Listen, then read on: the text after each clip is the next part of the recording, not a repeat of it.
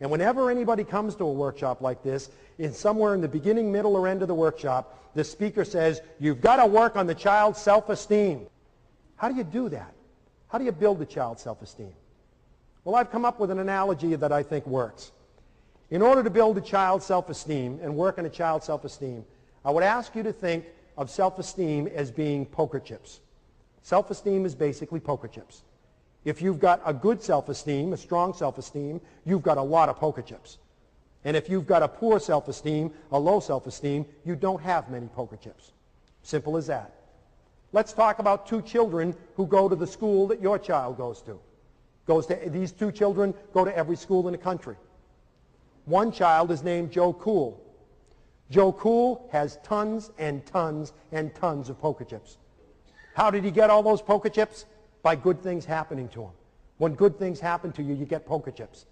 Captain of the football team, he has 10,000 poker chips. Voted king of the homecoming dance, he has 15,000 poker chips.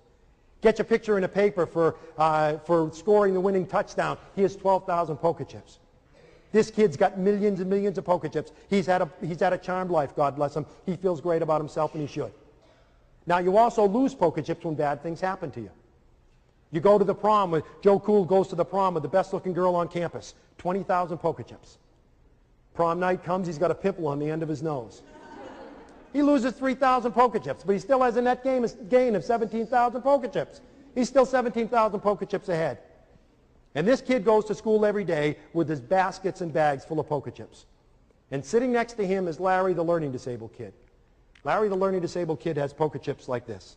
This is it. This is all he's ever gotten. Never been voted captain of anything. Didn't go to the prom. Never been on a team. Never got on 100 in a test. Didn't blow the top off his SATs. Didn't even take his SATs. He's got a stack of poker chips like this. And now with the inclusion movement, we make those two kids go to school together and compete against each other in the games of school. I would submit to you that that's not fair. I would submit that that's not fair. Anybody play poker here? Do we have any poker players here? Sir, Chris, could you join me up here? Would you mind? Suppose, Chris, I were to ask you if you wanted to play poker. And I said, Chris, here's basically the deal.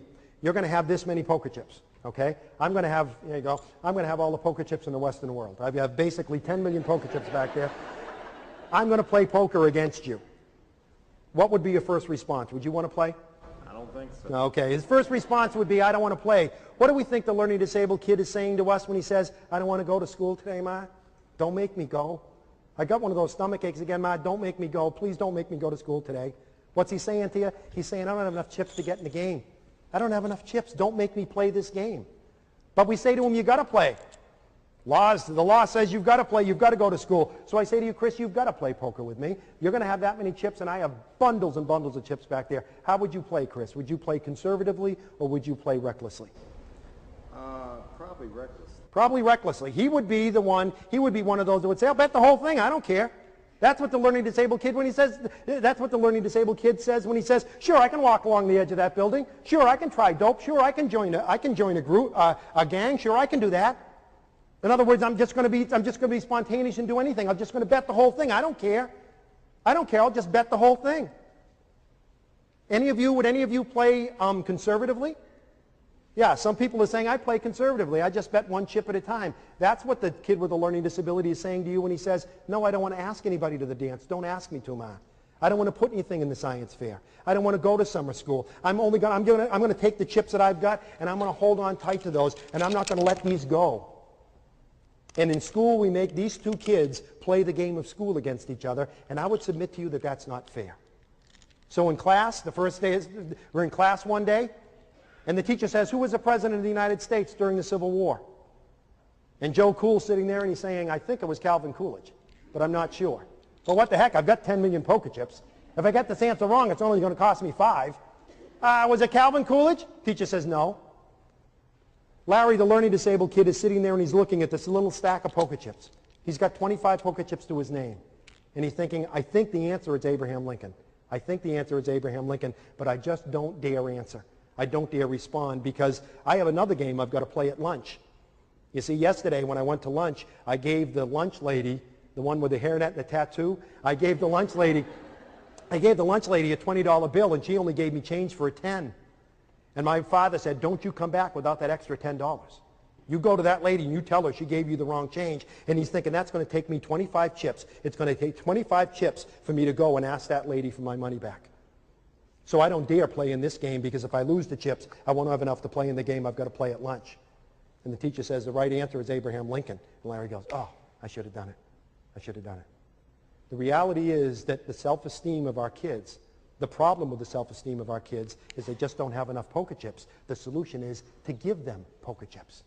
How do you give kids poker chips? How do you build their self-esteem?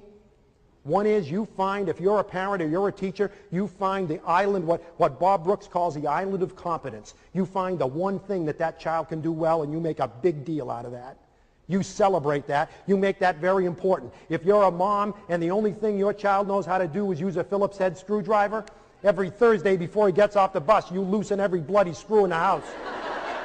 And when he gets off the bus, you give him the screwdriver and you say, go to it, pal, because nobody does it like you. You got to be a talent scout. You got to find things he does well. You got to find, because every time you praise a child, every time you say, that was a good job, you're giving him poker chips. Parenting is pretty simple. Being a teacher is pretty simple. It all comes down to this. Your job is to make sure that every child you deal with has more poker chips when he goes to bed that night than he or she had when they got up in the morning. That's it. It's that simple. And how do you make sure they have poker chips? You give as many poker chips as possible. Secondly, you take away only as many poker chips as necessary. Please listen to me, dads, because we dads are real good at this. Let's say that Chris is my son, and Chris is sitting in class, sitting at the dinner table. Want to cup your hands like that for me, Chris? Chris is sitting at the dinner table, and he's got that many poker chips. He's got that many chips. And we're sitting at the dinner table, and Chris spills his milk. And I say, you know, Chris, sometimes you make me sick. You know, do you get up at 5 o'clock in the morning and say, how can I spoil Dad's day? Is that what your problem is? You're the only one in the family who does this. Sometimes I even wonder why we have you in this family. Go to your room. And he goes up to his room. And the rest of the family's sitting there, oh boy, oh boy. And I sit there and I think, oh boy, that was pretty rough. It was pretty rough on old Chris. That's pretty tough on Chris. I wasn't really mad at Chris. I was mad at my secretary. So I should go apologize to him. So I go up and I sit in the edge of Chris's bed, and I stroke his hair and I say, gee, Chris, I'm sorry, pal. I shouldn't have yelled at you that way. I shouldn't have yelled at you that way. That was wrong. That won't happen again. Sorry, Dad. Sorry, Dad. Yelling at him in front of the family, telling him you wish he wasn't in the family, asking him if he plans how to spoil your day, telling him you're basically sick of seeing him when you come home from work. You took away 50, 60,000 poker chips from him. Sit in the edge of his bed, stroke his hair, tell him you love him. 5,000 poker chips at the most. You're still 55,000 poker chips behind the 8 ball. You can't do that with our kids. You can't take away those massive number of poker chips without realizing that you're making your job as a parent much tougher. And lastly, you got to give as many as you can. Take away only what's necessary. And lastly, you've got to be willing to go to the mat with people who take poker chips away from your child and not give any back. Teachers take away chips.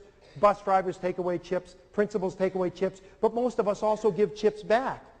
And if you take poker chips away from a kid, but then give some back, that's okay. There's a lot of people in your child's life who play that role. But the bottom line is, if there's someone in your child's life who is taking poker chips away and not giving any back, they're making your life much tougher. When are we going to deal with this?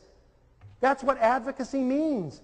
Standing up for someone who can't stand up for themselves. If you're a teacher or a parent, you've got to be willing to go to the mat with people who take chips away from your kid and not give any back.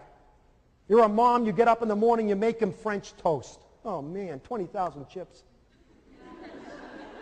You lay out his favorite clothes, a Beavis and Butthead t-shirt that he loves and you hate, 15,000 chips. You put his books at the door ready for him to go out the door, 10,000 chips. You warm up the maple syrup, oh my God. You warm up the maple syrup, another 5,000 chips. You have a nice breakfast with him, you give him a big kiss, and you send him out the door with a great big hug and kiss, and 50,000 brand new poker chips. And he steps on the school bus, and the school bus driver says, well, here's the retard. You might as well stay at home. You might as well stay in bed, Ma. You might as well have stayed in bed. Because that one comment took 60,000 chips away from your son. 60,000 chips away like this. You might as well have stayed in bed because all the chips that you gave to your child were just taken away. Being a parent, being a teacher is not all that complicated. It's all a matter of poker chips. None of us want to think about what happens to a child at 18 and 19 years old that doesn't have enough poker chips to play the games of life. You know how many poker chips it takes to ask for your first job? You know how many poker chips it takes to ask someone to marry you? Thousands and thousands of poker chips. One of the reasons that many adults with learning disabilities have problems, they just don't have enough poker chips to get into the games of adult life. And when you don't have enough poker chips, suddenly suicide begins to make sense. Drug abuse begins to make sense. Gangs begin to make sense. Our job is as simple as this, to make sure that every child who crosses our paths has a parent or a teacher. As a parent or a teacher. Every child that crosses our paths has more poker chips when he goes to bed that night than when he gets up in the morning. It's that simple. And hopefully this has helped. Thank you very much.